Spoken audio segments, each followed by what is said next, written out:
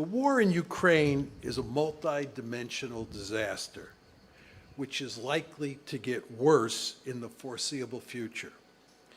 When a war is successful, little attention is paid to its causes, but when the outcome is disastrous, much attention is paid to the origins of the conflict. People want to know, how did we get into this terrible situation? I have witnessed this phenomenon twice in my lifetime, first with the Vietnam War and second with the Iraq War. In both cases, Americans wanted to know, how did their country miscalculate so badly? Given that the United States and its NATO allies played a crucial role in the events that led to the Ukraine war and are now playing a central role in the conduct of that war, it's appropriate to evaluate the West's responsibility for this calamity. I want to make two main arguments today.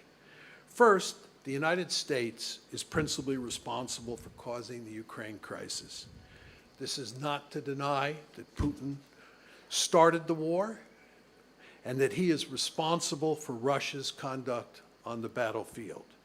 Nor is it to deny that America's allies bear some responsibility, but they largely follow Washington's lead on Ukraine. My key point, however, is that the United States pushed forward policies toward Ukraine that Putin and his colleagues see as an existential threat to their country, a point they have made repeatedly for many years. Specifically, I am talking about America's obsession with bringing Ukraine into NATO and making it a Western bulwark on Russia's border. The Biden administration was unwilling to eliminate that threat through diplomacy and indeed recommitted itself to bringing Ukraine into NATO during 2021. Putin responded by invading Ukraine on February 24th of this year. Second, the Biden administration has reacted to the outbreak of the war by doubling down against Russia. Washington and its Western allies are committed to decisively defeating Russia in Ukraine and employing comprehensive sanctions to greatly weaken Russian power. The United States is not seriously interested in finding a diplomatic solution to the war, which means the war is likely to drag on for months, if not years. In the process, Ukraine, which has already suffered grievously, is going to experience even greater harm. In essence, the United States and its allies are helping lead Ukraine down the primrose path. Furthermore, there's a danger that the war will escalate as NATO might get dragged into the fighting and nuclear weapons might be used. We live in perilous times. Let me now lay out my argument in greater detail, starting with a description of the conventional wisdom about the causes of the conflict. It is widely and firmly believed in the West that Putin is solely responsible for causing the Ukraine crisis and certainly the ongoing war. He is said to have imperial ambitions, which is to say he is bent on conquering Ukraine and other countries as well, all for the purposes of creating a greater Russia that bears at least some resemblance to the former Soviet Union. In other words, Ukraine is Putin's first target, but not his last. As one scholar put it recently, he is, quote, acting on a sinister, long-held belief to erase Ukraine from the map of the world. Given Putin's purported goals, it makes perfect sense for Finland and Sweden to join NATO and for the alliance to increase its force levels in Eastern Europe. After all, Imperial Russia must be contained. Well, this narrative is repeated over and over in the mainstream media and by virtually every Western leader. There is no evidence to support it. I want to repeat that. There is no evidence to support it. To the extent that purveyors of the conventional wisdom provide evidence, it has little, if any, bearing on Putin's motives for invading Ukraine. For example, some emphasize that he said that Ukraine is an artificial state, or it is not a real state. Such opaque comments, however, say nothing about his reason for going to war. The same is true of Putin's statement that he views Russians and Ukrainians as, quote unquote, one people with a common history. Others point out that he called the collapse of the Soviet Union, quote, the greatest geopolitical catastrophe of the century. Of course, he also said, whoever does not miss the Soviet Union has no heart. Whoever wants it back has no brain. Still others point out that he said modern Ukraine was entirely created by Russia, or to be more precise, by Bolshevik communist Russia, end of quote. But he went on to say in the same speech, quote, of course, we cannot change past events, but we must at least admit them openly and honestly. To make the case that Putin was bent on conquering all of Ukraine and incorporating it into Russia, it is necessary to provide evidence that first, he thought it was a desirable goal, that second, he thought it was a feasible goal, and third, he intended to pursue that goal. There is no evidence, let me repeat, there is no evidence in the public record that Putin was contemplating, much less intending, to put an end to Ukraine as an independent state and make it part of a greater Russia when he sent his troops into Ukraine on February 24th. In fact, there is significant evidence that Putin recognized Ukraine as an independent country. In his July 12th, 2021 article, which I assume many of you have looked at, about Russian-Ukrainian relations, which proponents of the conventional wisdom often point to as evidence of his imperial ambitions, he tells the Ukrainian people in that article, you want to establish a state of your own? You are welcome. Regarding how Russia should treat Ukraine, he writes, there is only one answer, with respect. He concludes that lengthy article with the following words, and what Ukraine will be, it is up to its citizens to decide. That's not evidence of somebody who's interested in swallowing Ukraine and making it part of Russia. In that same July 12th, 2021 article, and again in an important speech he gave on February 21st of this year, Putin emphasized that Russia accepts, quote, the new geopolitical reality that took shape after the dissolution of the USSR. He reiterated that same point for a third time on February 24th when he announced that Russia would invade Ukraine. He also made it clear that it is not our plan to occupy Ukrainian territory and that he respected Ukrainian sovereignty, but only up to a point. To be a bit more specific and quote him, Russia cannot feel safe, develop, and exist while facing a permanent threat from the territory of today's Ukraine. In essence, Putin was not interested in making Ukraine part of Russia. He was interested in making sure it did not become, quote unquote, a springboard for Western aggression against Russia, a subject I will say more about shortly. one might argue that Putin was lying about his motives, that he was attempting to disguise his imperial ambitions. As it turns out, I have written a book, one of the few books, about lying in international politics. It's entitled Why Leaders Lie: The Truth About Lying in International Politics. And it is clear to me that Putin was not lying. For starters, one of my principal findings in the book is that leaders do not lie much to each other. They lie more often to their own publics. Regarding Putin, whatever one thinks of him as a human being, he does not have a history of lying to other leaders. Although some assert that he frequently lies and cannot be trusted, there's actually little evidence of him lying to foreign audiences. Moreover, he has publicly spelled out his thinking about Ukraine on numerous occasions over the past 2 years, and he has consistently emphasized that his principal concern is Ukraine's relations with the West, especially with regard to NATO.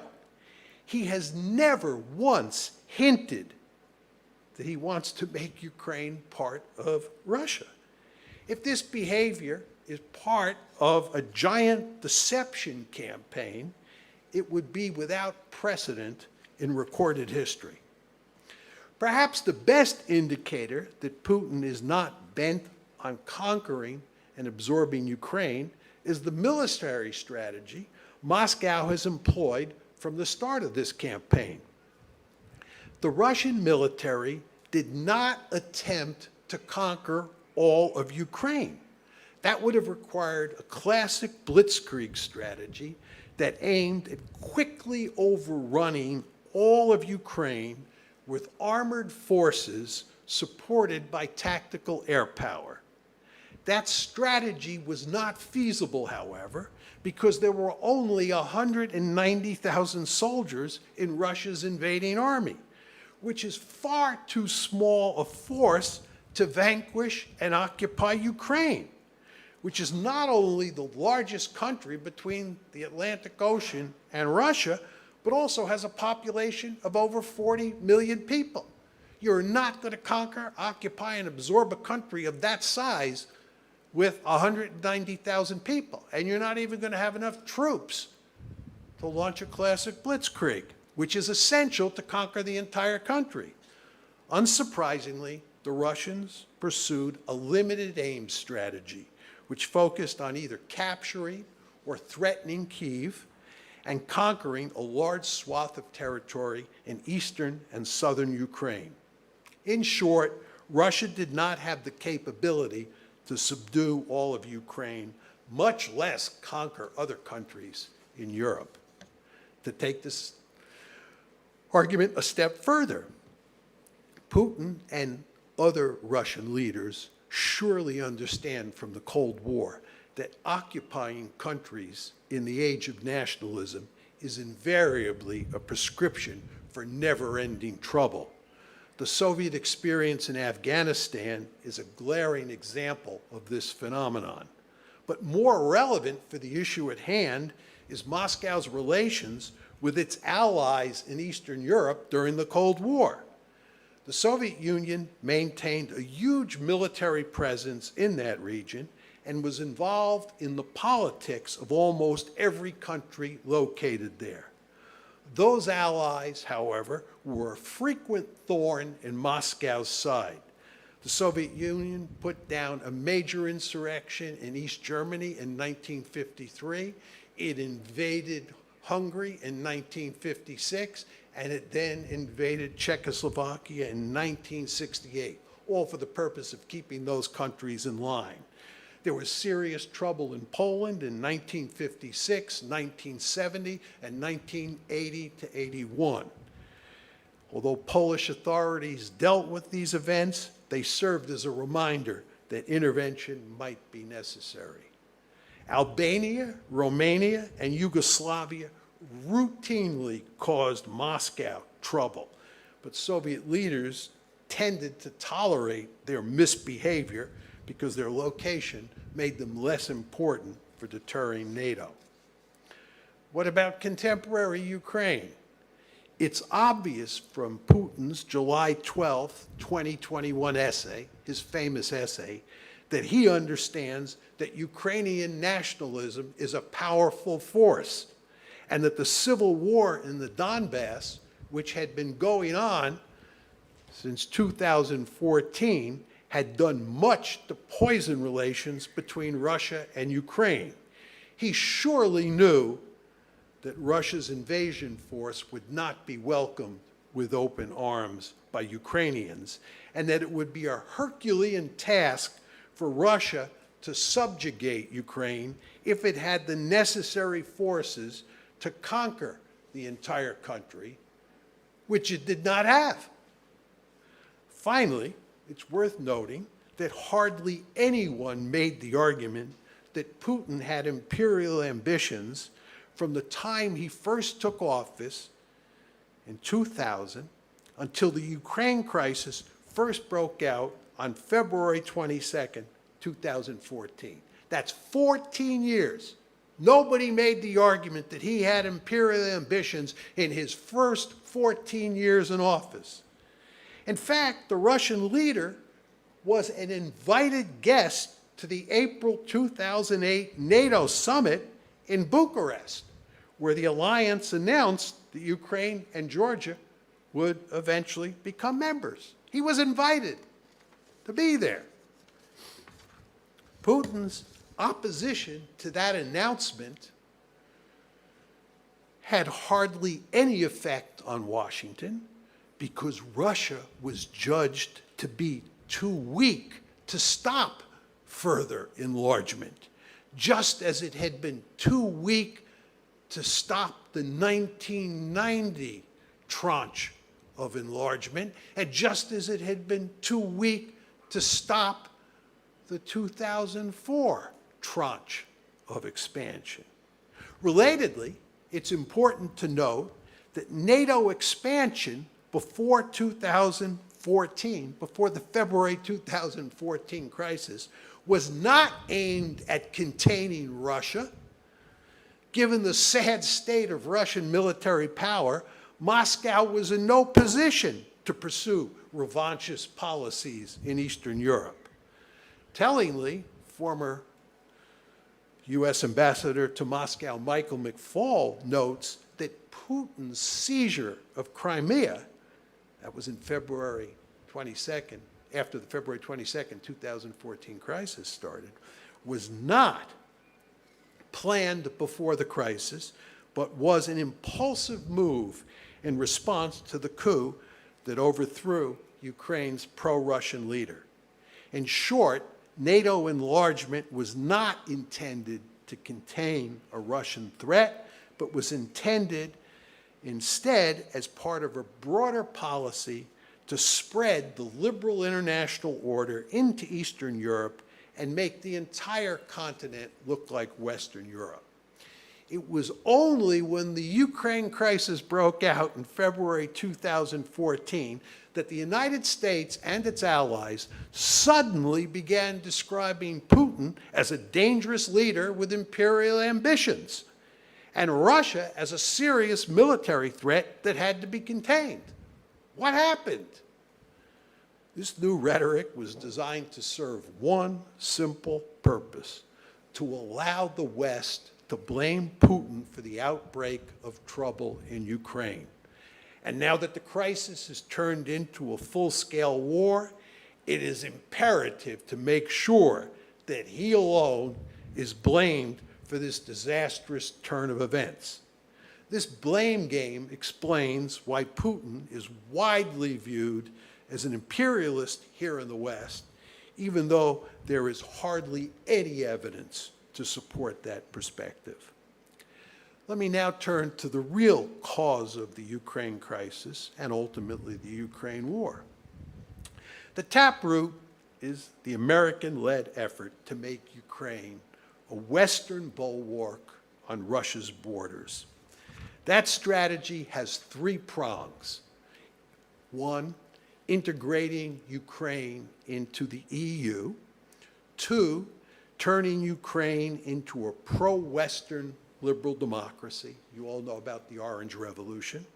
And 3, and most importantly, incorporating Ukraine into NATO. The strategy was set in motion at NATO's annual summit in Bucharest in April 2008, when the alliance announced that Ukraine and Georgia will become members. That's in quotes, will become members.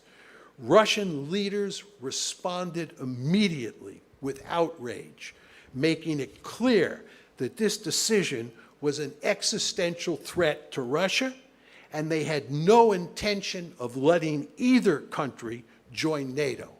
According to a respected Russian journalist, Putin, quote, flew into a rage and warned that if Ukraine joins NATO, it will do so without Crimea and the eastern regions. It will simply fall apart. That's Putin talking in 2008. William Burns, who is now the head of the CIA, was then the U.S. ambassador to Moscow. This is at the time of the Bucharest summit. He wrote a memo to Secretary of State Condoleezza Rice that succinctly describes Russian thinking about Ukraine joining NATO. And you want to pay very careful attention to what Burns said, and then what I'm going to tell you Angela Merkel has recently said. This is Burns. This is his memo. He's the U.S. ambassador in Moscow. It's his memo to Secretary of State Condoleezza Rice. Quote, Ukrainian entry into NATO is the brightest of all red lines for the Russian elite, not just Putin. In more than 2.5 years of conversations with key Russian players, from knuckle draggers in the dark recesses of the Kremlin to Putin's sharpest liberal critics, I have yet to find anyone who views Ukraine and NATO as anything other than a direct challenge to Russian interests. NATO, he said, would be seen as throwing down the strategic gauntlet. Today's Russia will respond. Russian-Ukrainian relations will go into a deep freeze. It will create fertile soil for Russian meddling in Crimea and eastern Ukraine. Burns, of course, was not the only policymaker who understood that bringing Ukraine into NATO was fraught with danger. Indeed, at the Bucharest summit, at the summit itself, both German Chancellor Angela Merkel and French President Nicolas Sarkozy were opposed to moving forward on NATO membership for Ukraine because they feared it would infuriate Russia. Angela Merkel recently explained her opposition in an interview. I'm quoting Angela Merkel, I was very sure that Putin is not going to let this happen. From his perspective, that would be a declaration of war. Think about what Merkel, who opposed it in April 2008, is saying. She's saying that she knew that Putin would interpret it as a declaration of war. In other words, putting Ukraine in NATO would be a declaration of war. And Burns has just told you that Putin's not an anomaly, that every Russian member of the foreign policy elite, including the knuckle draggers in the recesses of the Kremlin that he has talked to, view it just as Putin views it. The Bush administration, which was pushing this policy decision for NATO, however, cared little about Moscow's brightest of red lines and pressured the French and German leaders to agree to issuing a public pronouncement that said unequivocally that Ukraine and Georgia would eventually join the alliance. Unsurprisingly, the American-led effort to integrate Georgia into NATO resulted in a war between Georgia and Russia in August 2008, just 4 months after the Bucharest summit. Nevertheless, in the wake of that war, the United States and its allies continued moving forward with their plans to make Ukraine a Western bastion on Russia's borders. These efforts eventually sparked a major crisis in February of 2014, after a U.S.-supported uprising caused Ukraine's pro-Russian president, Viktor Yanukovych, to flee the country. He was replaced by pro-American Prime Minister Arseniy Yatsenyuk. In response, Russia took Crimea from Ukraine and helped fuel a civil war that broke out in the Donbass between pro-Russian separatists and the Ukrainian government. One often hears the argument, I'm sure you've all heard this, that in the 8 years between when the crisis broke out in February 2014 and when the war began in February 2022. You see that 8-year window there? Just to keep the big picture in your mind. August 2008, that's the Bucharest summit, but the crisis doesn't break out until February 2014, and then the war breaks out 8 years later, February 2022. The argument is that in the 8 years between when the crisis broke out and when the war broke out this past February, the United States and its allies paid little attention to bringing Ukraine into NATO. In effect, the issue had been taken off the table, and thus NATO enlargement could not possibly have been an important cause of the escalating crisis in 2021 and the subsequent outbreak of war earlier this year. This line of argument is false. In fact, the Western response to the events of 2014 was to double down on the existing strategy and effectively make Ukraine a de facto member of NATO. The alliance began training the Ukrainian military in 2014, averaging 10,000 trained troops annually over the next 8 years. NATO was training 10,000 troops per year for 8 straight years. In December 2017, the Trump administration decided to provide Kyiv with defensive weapons. Other NATO countries quickly got into the act, shipping even more weapons to Ukraine. In addition, Ukraine's military participated in joint military exercises with NATO forces. In July 2021, less than a year ago, Kyiv and Washington co-hosted Operation Seabreeze, a naval exercise in the Black Sea that included navies from 31 countries and was directly aimed at Russia. 2 months later, in September 2021, the Ukraine Army led Rapid Trident 21, which was, according to an official press release from the U.S. Army, it was, quote, a U.S. Army Europe and Africa-assisted annual exercise designed to enhance interoperability among allied and partner nations. Remember, I'm making the argument here, we were turning Ukraine into a de facto member of NATO. It was designed to enhance interoperability among allied and partner nations, to demonstrate units are poised and ready to respond to any crisis. NATO's efforts to arm and train Ukraine's military explains in good part why it has fared so well against Russian forces in the ongoing war. It's not simply Russian incompetence, it's the fact that we armed and trained those Ukrainian forces and turned them into a formidable fighting force. A headline in a recent issue of the Wall Street Journal put it quite nicely. This is quoting that headline in the Wall Street Journal. The secret of Ukraine's military success, years of NATO training. Years of NATO training.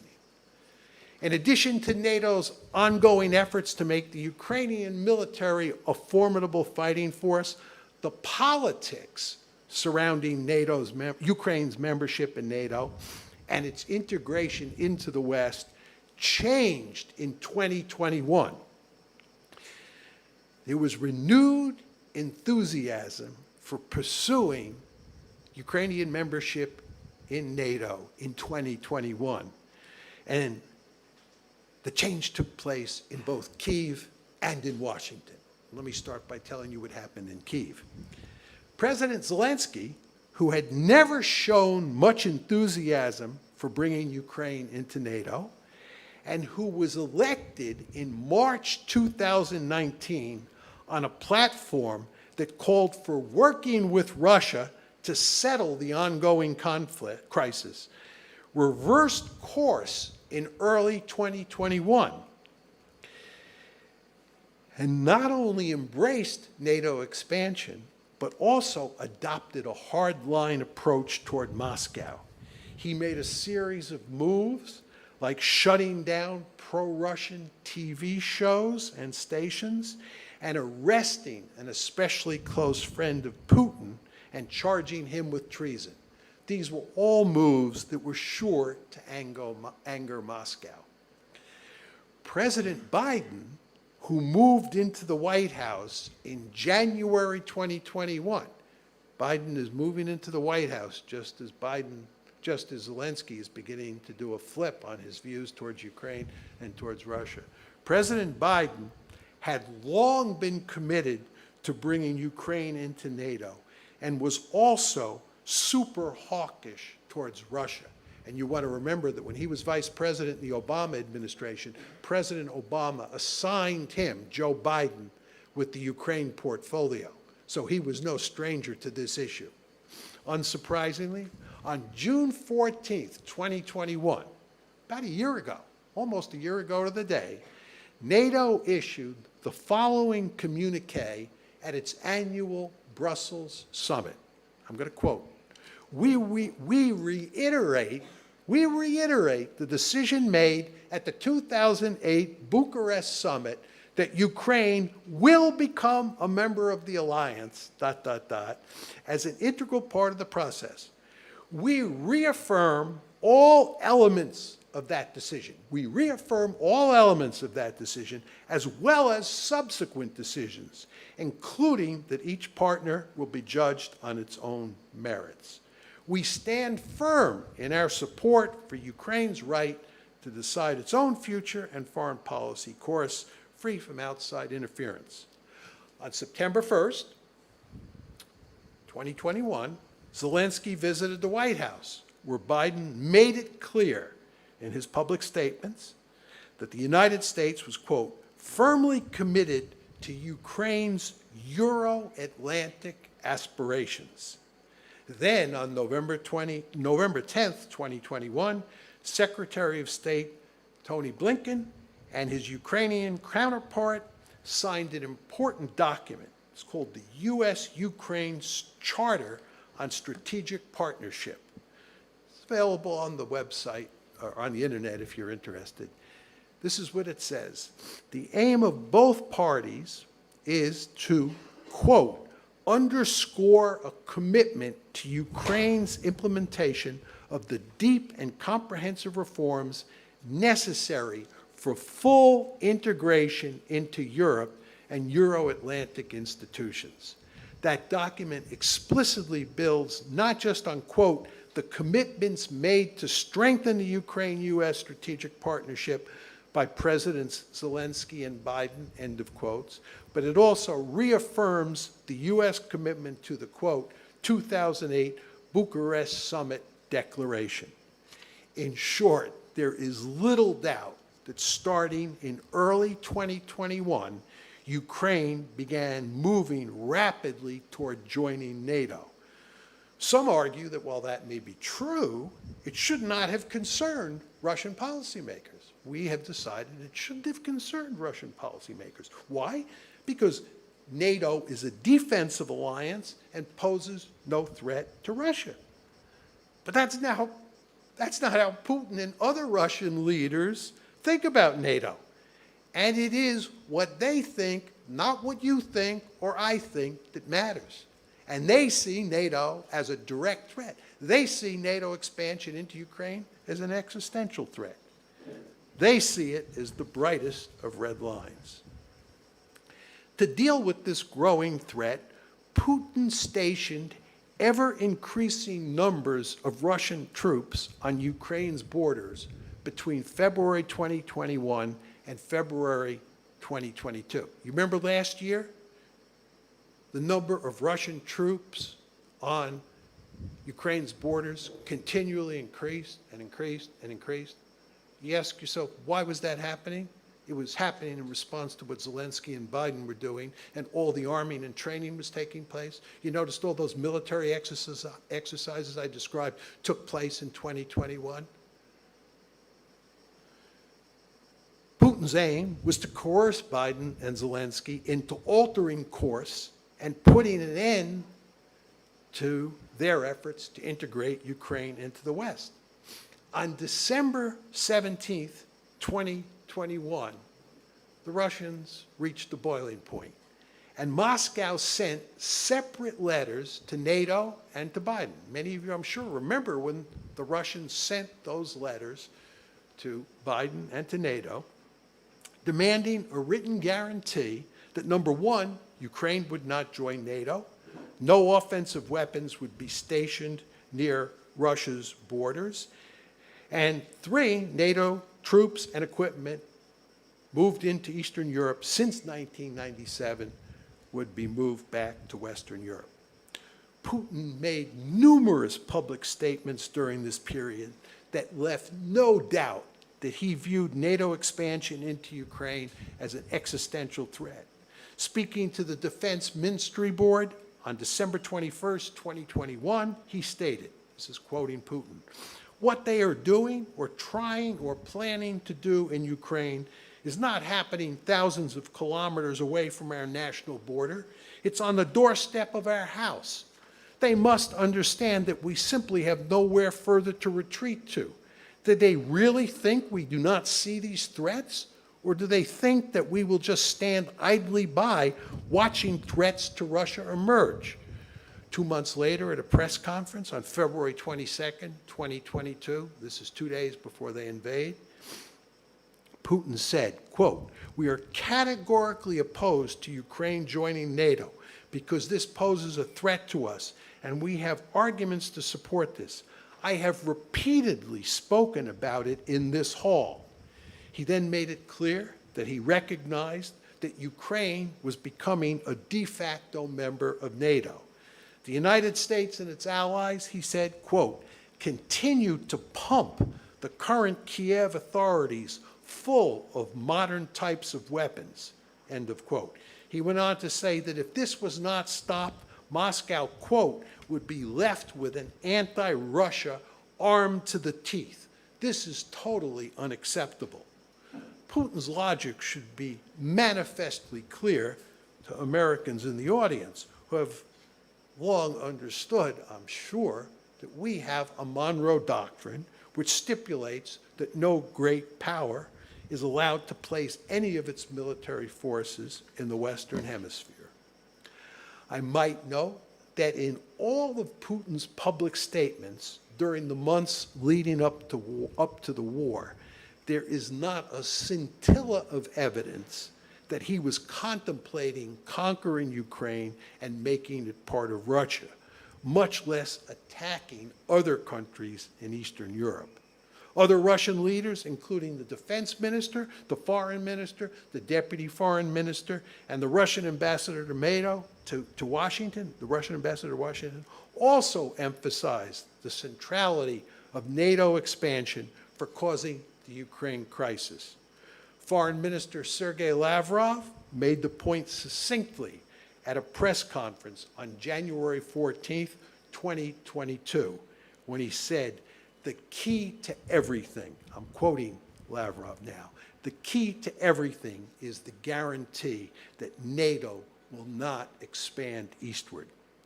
Nevertheless, the efforts of Lavrov and Putin to get the United States and its allies to abandon their efforts to make Ukraine a Western bulwark on Russia's border failed completely. Secretary of State Tony Blinken responded to Russia's mid-December demands by simply saying, quote, "There is no change, there will be no change." Putin then launched an invasion of Ukraine to eliminate the threat he saw from NATO. Where are we now and where are we going? The Ukraine war has been raging for almost 4 months. And I would like to make 3 separate points. I'd first of all like to talk about the specific consequences of this conflict for Ukraine, talk a little bit about the prospects for escalation, and talk a little bit about the prospects for ending the war in the foreseeable future. Starting with Ukraine, this war is an unmitigated disaster for Ukraine. As I noted earlier, Putin made it clear in 2008 that Russia would wreck Ukraine to prevent it from joining NATO. He is delivering on that promise.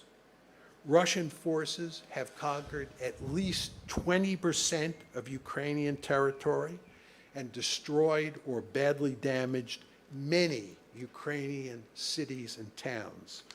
More than 6.5 million Ukrainians have fled the country, while more than 8 million have been internally displaced.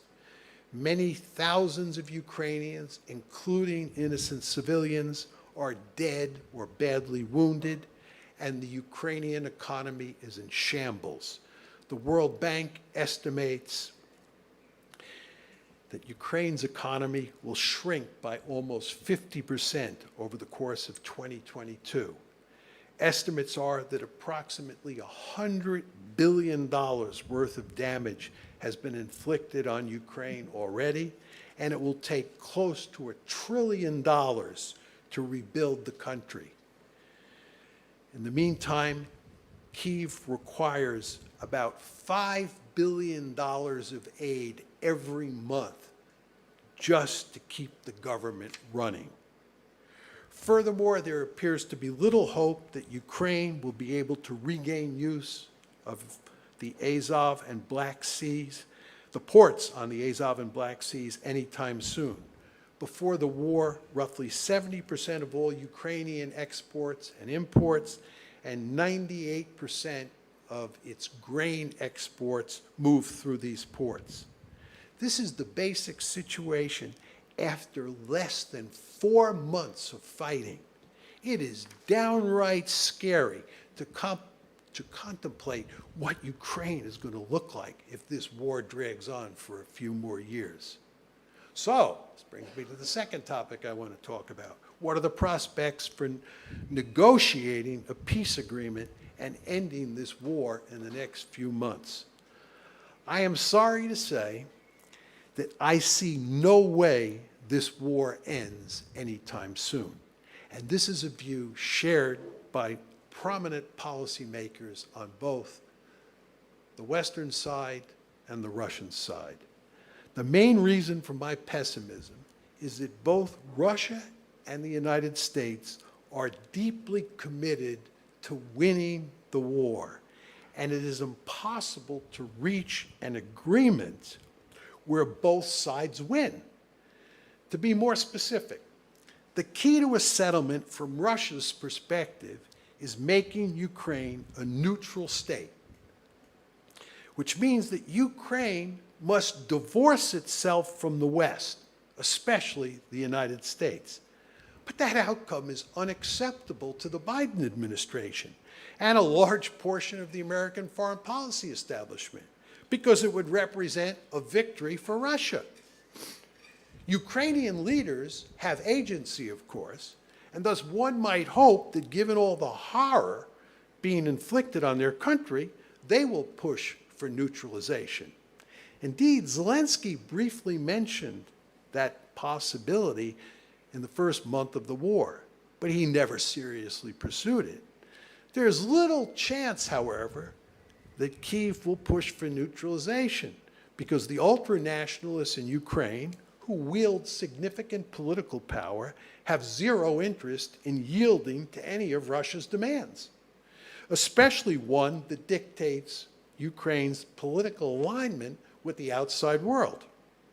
The Biden administration and the countries on NATO's eastern flank, and here we're talking about Poland and the Baltic states, they're likely to support Ukraine's ultranationalists, along with the Americans, on this whole issue of creating a neutral Ukraine. To complicate matters further, how does one deal with the large swaths of Ukrainian territory that Russia has conquered since the war started, as well as Crimea's fate? It's hard to fathom Moscow giving up any of the Ukrainian territory it now occupies, much less all of it, at least in the foreseeable future. Russia's territorial goals today are probably not the ones they started the war with. At the same time, it's difficult to imagine any Ukrainian leader accepting a deal that allows Russia to keep any Ukrainian territory, except possibly Crimea. I certainly hope I'm wrong, but I see no end in sight to this ruinous war. Let me turn to the final matter, which is the matter of escalation. It's widely accepted among international relations scholars that there is a powerful tendency for protracted wars to escalate. Other countries get dragged into the fight, and the level of violence is likely to escalate. The potential for this happening in Ukraine is real. There is a danger that the United States and its NATO allies will get dragged into the fighting, which they have been able to avoid up to this point, even though we are now effectively at war with Russia. There's also the possibility that nuclear weapons might be used in Ukraine, and that might even lead to a nuclear exchange between Russia and the United States. The underlying reason that these outcomes might be realized is that the stakes are so high for both sides, and thus neither can afford to lose. As I have emphasized, Putin and his lieutenants believe that Ukraine joining the West is an existential threat to Russia that must be eliminated. In practical terms, that means Russia must win its war in Ukraine. Defeat is unacceptable.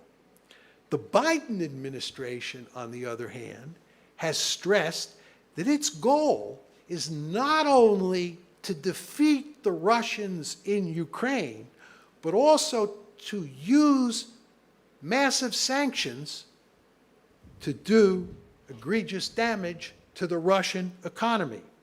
Secretary of Defense Lloyd Austin has emphasized that the West's goal is to weaken Russia to the point where it could not invade Ukraine again. In effect, the Biden administration is committed to knocking Russia out of the ranks of the great powers. At the same time, President Biden himself has called Russia's war in Ukraine a genocide and charged Putin with being a war criminal who should face, quote, a war crimes trial after the war. Such rhetoric hardly lends itself to negotiating an end to the war. After all, how do you negotiate with a genocidal state? American policy has two significant consequences. For starters, it greatly amplifies the existential threat Moscow faces in this war, and it makes it more important than ever that Moscow prevail in Ukraine. At the same time, it means that the United States is deeply committed to making sure that Russia loses.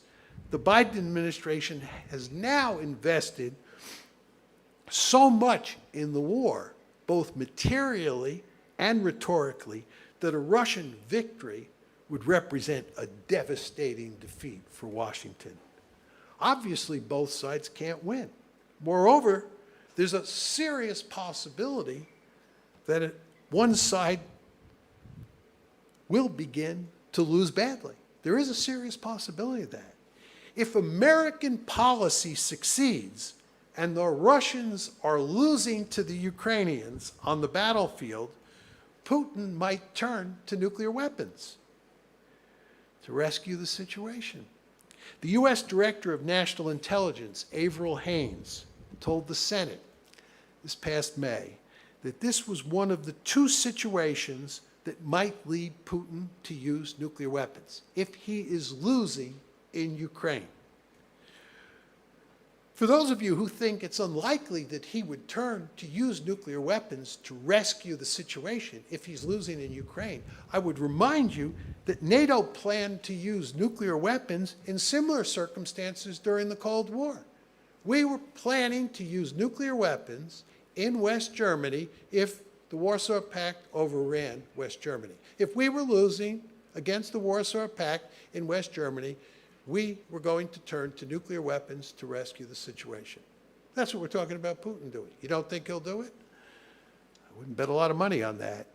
If Russia were to employ nuclear weapons in Ukraine, it's difficult to say how the Biden administration would react, but it would surely be under great pressure to retaliate, thus raising the possibility of a great power nuclear war. There is a perverse paradox at play here. You really want to think about this. The more successful we are, the United States and its allies, at achieving our war aims, the more likely it is that the war will turn nuclear. Let's turn the tables and ask what happens if the United States and its NATO allies appear to be heading toward defeat, which effectively means that the Russians are routing the Ukrainian military and the government in Kyiv is moving to negotiate a peace deal to hold on to as much of Ukraine as possible. In that event, there would be tremendous pressure on the United States and its allies to get even more deeply involved in the fighting. It is not likely, but certainly possible, that America or maybe Polish troops would get pulled into the fighting, which means NATO would not effectively be at war with Russia, it would literally be at war with Russia. This is the other scenario, according to Avril Haines, the Director of National Intelligence, where the Russians might turn to nuclear weapons. It is difficult to say precisely how events will play out in the Ukraine war. But there is no question that there will be serious potential for escalation, to include nuclear escalation. The mere possibility of that outcome should send shivers down your spine. There are likely to be other disastrous consequences from the war, which I cannot discuss in any detail because of time constraints. For example, there is reason to think that the war will lead to a food crisis in which many millions of people will die. Furthermore, relations between Russia and the West have been so thoroughly poisoned that it will take many years to repair them, maybe even decades. In the meantime, that profound hostility will foster instability around the globe, and especially in Europe. One might agree, but note that there's a silver lining. Relations among countries in the West have markedly improved. Transatlantic relations have improved. NATO and the EU are in better shape than ever. That's true for the moment. But there are deep fissures below the surface, which are likely to manifest themselves over time. For example, I would expect that relations between the countries of Eastern Europe will deteriorate as the war drags on. Finally, the conflict is already damaging the global economy in major ways.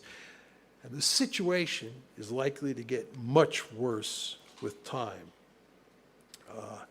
Jamie Morgan, the CEO of J.P. Morgan Chase, says that we should brace ourselves for an economic hurricane.